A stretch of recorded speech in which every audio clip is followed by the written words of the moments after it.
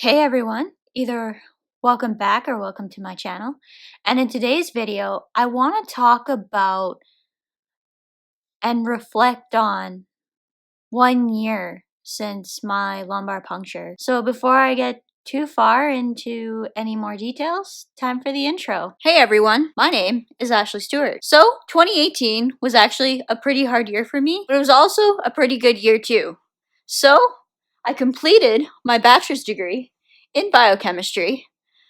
But at the same time, I was also diagnosed with a rare condition called idiopathic intracranial hypertension, or IIH. Some of you may also know this by its older name called pseudotumor cerebri. So, if you're curious to learn more about what it's like to live with this rare condition, then I encourage you to watch on. Don't forget to subscribe, and I upload new content every Monday and Thursday afternoon. Being that this video is going to be out on August 19th.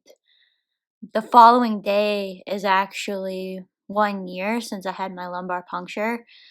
And the lumbar puncture is what ultimately diagnoses IIH. So I want to talk about my feelings on this and give my perspective on what this procedure was like. By far, the lumbar puncture is the most terrified I've ever been for any medical procedure I've ever had. I was pretty scared for the MRI because I knew that I was at least a little bit claustrophobic. The thought of having a needle in my back was even more scary. And also, I have never had local anesthetic use. So I wasn't sure if I was allergic to it or not. So you're always, whenever you get introduced to new things that you've never had before, you get kind of nervous. But I was really, really scared for the lumbar puncture.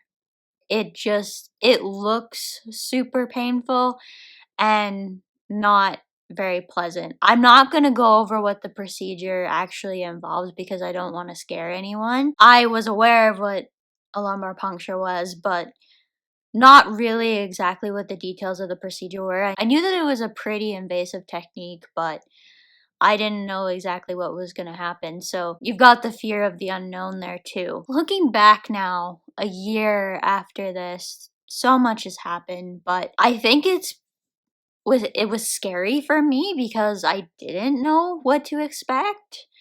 And also, I didn't have very good coping techniques for when my levels of fear got really, really high. Now that I've been kind of actually looking into mindfulness meditation and all that, I don't seem to be as scared as what I used to be for a lot of new things. And actually, I felt like I was quite nervous for getting off of being able to put weight back on my foot. But I've been there, I've done that before. Like I said, when I broke my ankle the last time, which would be 10 years in this fall, I kind of knew that to expect discomfort. I kind of knew that it was going to take a little bit to get used to it, walking again. And as of recording this video, I usually always record on the Friday before my Monday video goes live for the next week's worth of stuff.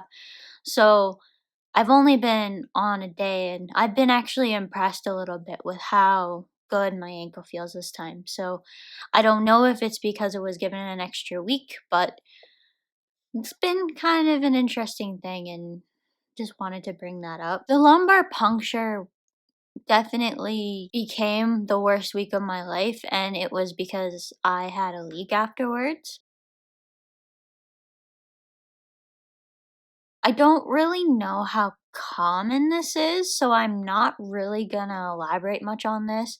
But if you're given a lumbar puncture, you'll be given the same type of information that I was given. So I ended up having to go and get the blood patch done. And because I didn't have the time to work up the anxiety like I had for the lumbar puncture, it wasn't as bad, and it was a very similar procedure to what the lumbar puncture was. So, yes, I was nervous, but I wasn't quite as nervous. And actually, the epidural blood patch was not nearly as bad as the lumbar puncture, in my opinion. But I think it's because I tensed up so much with the lumbar puncture. I don't really know. It's hard to really understand why you're so nervous. My advice, I guess, to anyone, if you are kind of possibly looking this up because you need a lumbar puncture, would be don't look up the procedure online. Number one, when you're finished, make sure you lie as flat as you can, which you're told that anyways. So it's important that you continue to follow the doctor's instructions. And as long as you follow the doctor's instructions, there's not much more that you can do. Some of us just have trouble with it. It was made so much worse because I got so worked up about it. I think I was given about 2 to 3 weeks notice about when this would be happening. So at the start, it was like, yeah, okay, I gotta go through this. But as it got closer, I worked up and worked up and worked up. And then the night before, I don't think I slept an hour. It was really bad. I've never been that scared. We had to go actually stay at a hotel because I had to have it done in a city about an hour away from where I live because we don't have the capabilities at our local hospital to do this. You need to have bigger facilities. So we had to stay in a hotel because I had to be at the hospital the next morning at like, I think I had to be at admitting by like 8:30. So this thing was a long drawn out process because I did it as like an outpatient kind of thing.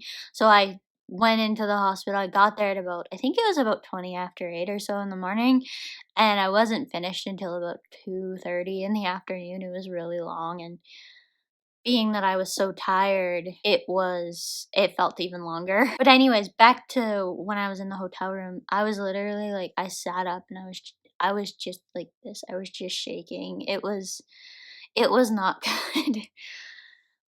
You can tell when I get really, really nervous because I'll shake. Like, I've done that ever since I was little, apparently, from what my mom says. I shake when I'm scared, I shake when I'm nervous. My opening pressure ended up being 35. I had to go back to the neurologist for an official diagnosis, and I didn't actually put that I had IIH until I had that official diagnosis because I just wanted to make sure that it was official before I said it. So that's why I say my diagnosis anniversary is on September 7th, even though it's technically August 20th, because that's when I had my lumbar puncture that confirmed the opening pressure, but it took another couple of weeks before I was able to see my neurologist. I'm coming up on a lot of 1 years. I will be doing a reflection video on 1 year with IIH. The lumbar puncture was definitely the most scary part of everything, but it's necessary because it's really the only way they have to tell whether our pressure is actually up or not. Sometimes you can have the swelling in the optic nerves for other reasons, so they need to make sure that they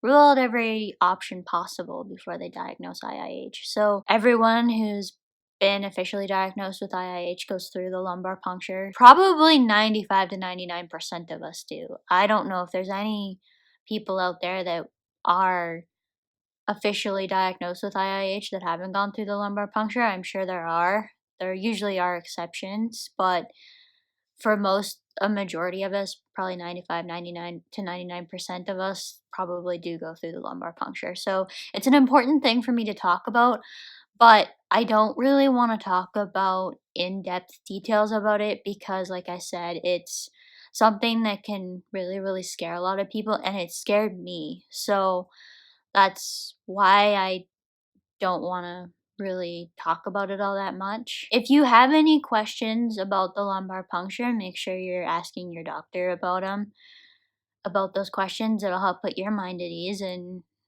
you'll have your questions answered that way. If you guys have anything that you'd like to add to this video, be sure to drop down in the comments down below. As for now, that's it for today. Bye everyone!